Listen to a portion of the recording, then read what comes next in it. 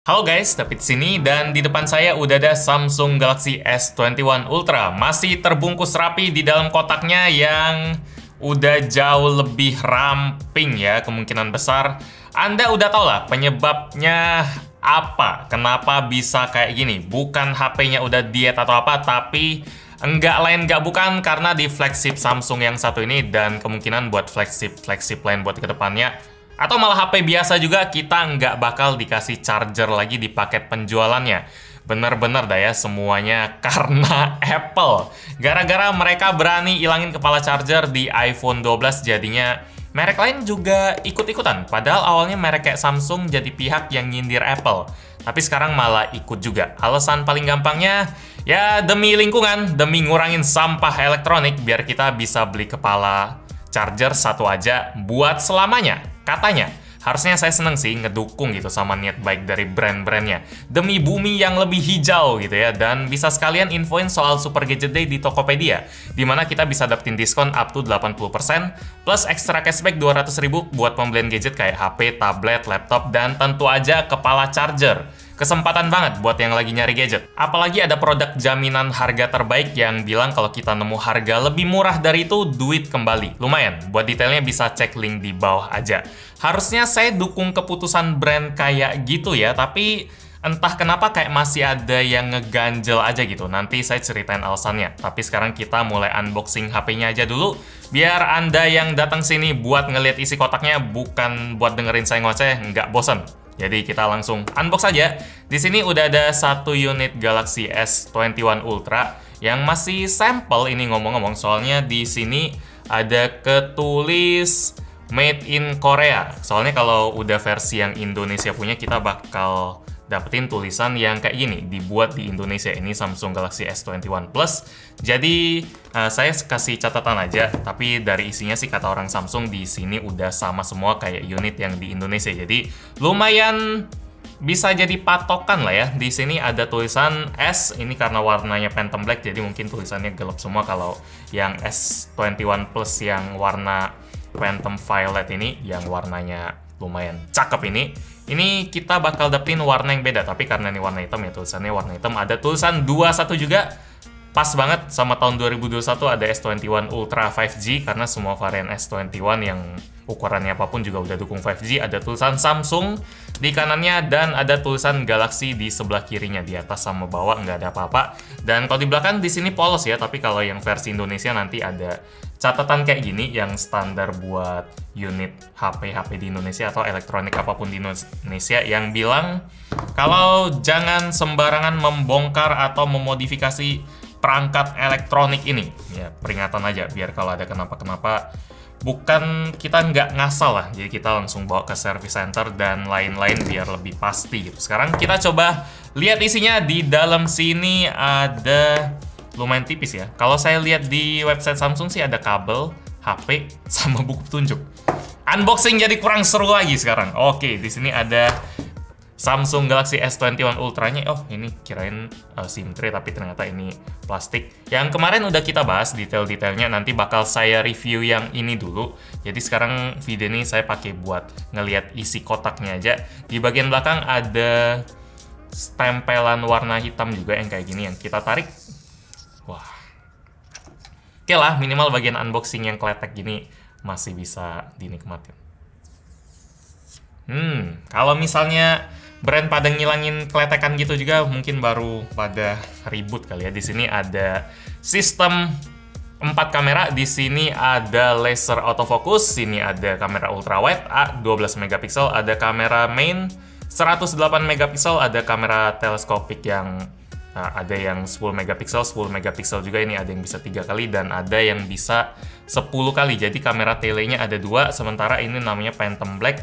Teksturnya mulus banget, enak di tangan, dan ukuran layarnya ini 6,8 inci. Ini udah saya jelasin semua di video hands-on kemarin, jadi kalau misalnya Anda pengen tahu yang lebih detail dari HP ini bisa ke sana, atau kalau pengen tahu penilaian saya soal HP ini nanti bakal saya bikin video reviewnya. Tapi itu butuh waktu karena baru sekarang HP-nya nyampe sini. Kita lanjut lihat isi kotaknya yang ininya lumayan tebal sih. Terus di sini juga udah kosong gitu aja karena setipis itu. Di dalam sini kita bakal dapetin kabel. Wow, kabelnya sih panjang ya. Kelihatannya lumayan wah gitu karena dibikinnya di lingkarannya lumayan gede gini karena ada ruang ekstra. Ada yang ninggalin, jadi harus diisi juga ruangannya oleh kabel ini. Biasanya kan kabelnya digulung setengah ini doang, tapi karena ada yang ditinggalin jadinya ya bisa digedein lah, sama ditipisin juga pastinya. Ini kok susah banget bukanya. Harus dibuka sih, ada segelnya sih. Nah, dibuka. Nah, oke, sip. Jadi kita dapetin kabel USB Type-C to USB Type-C. Oke, terus di dalamnya lagi kita dapat apa lagi nih? Di sini kita dapetin Quick Start Guide. Nggak ada casing tentu aja karena kayaknya nggak mungkin casing bisa masuk ke dalam sini. Di sini ada Quick Start Guide, petunjuk-petunjuk soal port-portnya dan lain-lain. HP ini nggak dukung itu ya. Saya barusan ngeliat ini dan jadi ingat kalau HP ini nggak ngedukung port buat dimasukin kartu microSD, tapi ya minimal kalau beli yang 256GB atau 512GB harusnya udah cukup banget lah. Terus di sini ada apa lagi? Nggak ada apa-apa lagi, dan di sini ada SIM ejectornya. Sip, jadi kita baru aja kelar setting-setting, dan saya jelasin sekali lagi buat yang belum nonton video hands-on kemarin. Jadi di sini dia pakai layar 6,8 inci dengan resolusi WQHD+, dan yang spesial dari Galaxy S21 Ultra ini, dia selain layarnya tajam, ini di setnya di Full HD Plus sih, tapi kita bisa set ke WQHD+. Oke, terus kita juga bisa sekalian motionnya 120Hz yang adaptif ya, dia bisa 48 sampai 120Hz, jadi nyesuaiin sama aplikasi apa yang kita pakai biar baterainya lebih efisien juga. Jadi ini HP Samsung pertama yang bisa kita pakein resolusi tertinggi dan refresh rate yang paling kenceng juga. Kalau kemarin kita harus milih mau refresh rate tinggi atau resolusi yang tinggi. Terus dia pakai Exynos 2100 juga, chipset paling baru dari Samsung. Terus baterainya gede, 5000 mAh. Dan kameranya saya penasaran sih, pengen coba. Nanti di video review bakal kita bahas semua. Sekarang saya pengen ngelanjutin soal bagian charger yang tadi ya. Ini kita taruh dulu sini. Karena kebetulan saya memang belum pernah spesifik ngebahas bagian ini. Jadi video ini saya jadiin video reaksi saya aja, yang mau bilang kalau saya nggak suka sama keputusan kayak gini. Tapi ya harus mulai dibiasain, mirip-mirip kayak kasus headphone jack beberapa tahun lalu. Nggak ada yang suka, tapi lama-lama kebiasa kah? Kebiasa susah, tapi minimal keputusan kayak gini, yang nggak ada charger gini ada alasannya lah ya, buat lingkungan. Dan memang masalah sampah itu bukan sesuatu yang bisa dianggap remeh. Mungkin buat sekarang belum kerasa gede banget ya, tapi kalau dibiarin masalahnya bakal numpuk terus sampai suatu saat meledak, nggak bisa dibenerin lagi. Apapun langkah yang bisa dipilih buat ngurangin sampah itu bagus. Cuma hal yang masih ngeganjel buat saya, kok kayak masih ada pikiran kalau brand itu cuma mau untung lebih banyak ya. Nggak ada omongan demi konsumen gitu. Konsumen yang harus bayar lebih buat dapat charger tambahan. Selalu alasannya demi lingkungan. Dan itu pun belum tentu benar-benar demi lingkungan. Karena saya nggak tahu apakah charger yang kita beli kepisah itu, yang nambah duit itu, juga bakal dipakai buat HP-HP selanjutnya. Anggap aja lah ya, satu HP itu dipakai sekitar 3 tahun. Dan ada kemungkinan kalau 3 tahun ke depan juga bakal muncul charger yang lebih canggih lagi demi ngikutin teknologi HP yang lebih canggih lagi, karena teknologi itu selalu berkembang kan. Kayak HP itu dari Quick Charge 2.0 ngedukungnya terus ke 3.0, terus ada HP yang ngedukung port delivery, dan sekarang ada teknologi gallium nitride atau GaN juga, dan charger juga selalu ngikutin kayak gitu. Kalau beneran berkembang terus, yang ada kita malah diajak upgrade charger. Belum lagi kalau HP Samsung cocoknya sama teknologi charger yang ini, Apple sama yang ini, Oppo sama yang ini. Kalau kita ganti merek malah ganti charger juga, sama aja.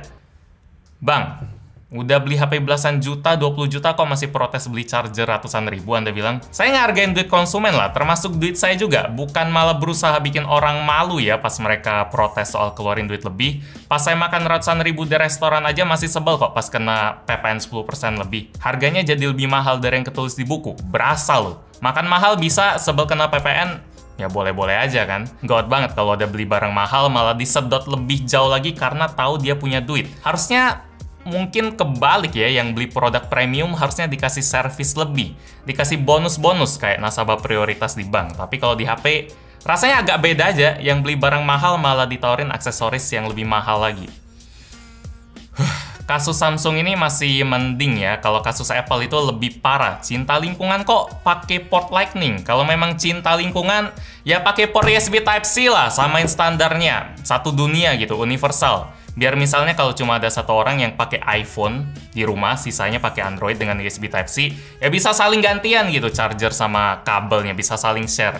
Kalau masih beda kan namanya banyakin sampah doang. Pakai alasan demi lingkungan lah, hilih lah.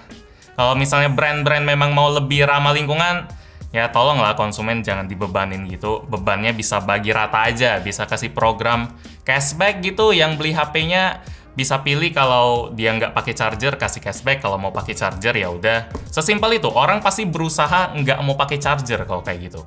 Atau usaha buat ngasih update software minimal 5 tahun ke depan kayak Apple. Karena itu kan bakal lumayan ngurangin keinginan orang buat ganti HP. Karena ya HP-nya up to date terus. Sebagus-bagusnya nggak pakai charger masih lebih bagus kalau nggak beli HP baru sekalian. Kalau misalnya kita ngomongin soal lingkungan. Tapi kayaknya nggak bakal pengen kita setia sama HP kita selama 5 tahun ke depan. Mereka mah pengen kita ganti HP mulu tiap tahun. Lucu.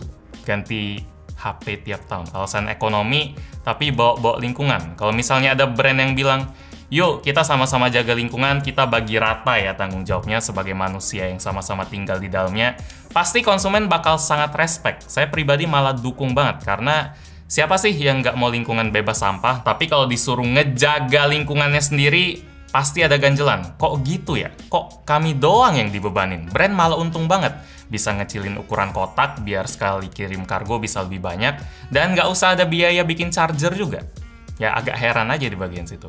Jadi semoga video ini bisa ngasih masukan lah. Saya mau nekenin sekali lagi. Kalau saya bukan nggak suka HP tanpa charger, bagian ini saya dukung banget. Tapi caranya itu loh, omongannya itu loh, yang rasanya lumayan ngebebanin konsumen doang. Ngubah situasi atau enggak video ini itu terserah. Yang penting saya udah lega ngomongin soal fenomena kayak ginian. Jadi kalau nanti misalnya Xiaomi Mi 11 masuk, atau Oppo apa masuk, Vivo apa masuk, dan nggak ada chargernya, pendapat saya soal itu bisa ditemuin di video ini. Jadi gitu aja. Video unboxing atau video ngoceh ini soal ya nggak ada charger lah, gitu aja. Like kalau suka, dislike kalau nggak suka, dan kita ketemu lagi di video selanjutnya. Yo.